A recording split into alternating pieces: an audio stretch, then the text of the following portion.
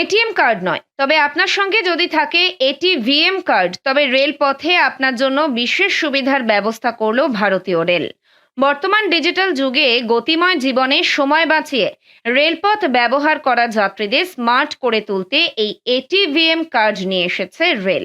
এই কার্ড ব্যবহার করে টিকিটের লম্বা লাইন এড়িয়ে চলা যেমন সম্ভব হবে, তেমনি রিচার্জ ভ্যালুর ওপর 3% বোনাস মিলবে যাত্রীদের, এমনটা জানা গিয়েছে।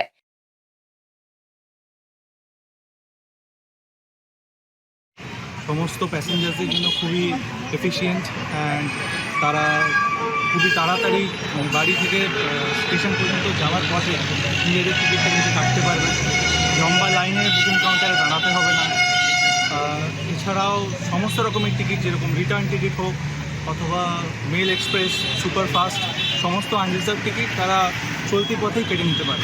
ভিড় তাদেরকে ফেস করতে হয় না। যে কোনো ট্রেন কখনো যদি অন্য কোনো কারণে লেট হয়ে যায়, তো সেই লেটটা কোনো কারণ হয় না।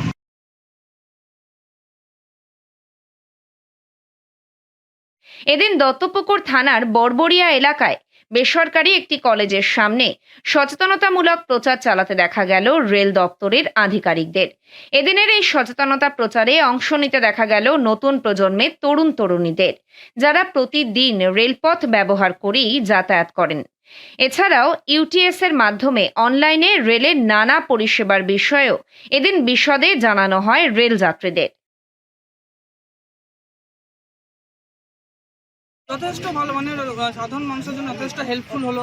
যারা ধরুন সারাদিন বাইরেই থাকেন, তাদের ধরুন যারা খুব দৌড়দৌড়ি করে, খুব স্টেশন থেকে ধরুন সবসময় তার মধ্যে যাওয়া সম্ভব না, আমরা হাতে সবসময় ফোনটা থাকে, যেটা আমাদের পক্ষেও সুবিধে। হাতে অ্যান্ড্রয়েড ফোনটা রয়েছে আমাদের, আমরা যখন যেখানে পয়েন্ট থেকে ধরুন যে কাছে আছি আমরা খুলে টিকিটটা কেটে নিতে পারলাম, খুবই সুবিধে। ওটা খুবই হেল্পফুল, আমরা ওটা ইউজ করি, যে কোনো মধ্যে যে কোনো পয়েন্ট থেকে ইউজ করা যায়।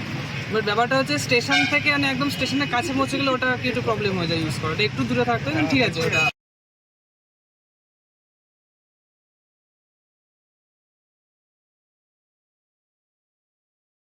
সেক্ষেত্রে এই ইউটিএস অ্যাপস ব্যবহার করে টিকিট কাটতে কি করতে হবে তাও হাতে কলমে শেখানো হয় সাধারণ নাগরিকদের। আর এই পরিষেবা পেয়ে রীতিমতো উচ্ছ্বসিত নতুন প্রজন্ম। রেলপথে এই কার্ডের মাধ্যমে নগদহীন লেনদেনের ফলে একদিকে যেমন বাড়তি সুবিধা মিলবে রেলযাত্রীদের, অপরদিকে স্মার্ট পদ্ধতিতে অনেকটাই সুবিধা হবে, এমনটাই মত নিত্যযাত্রীদের।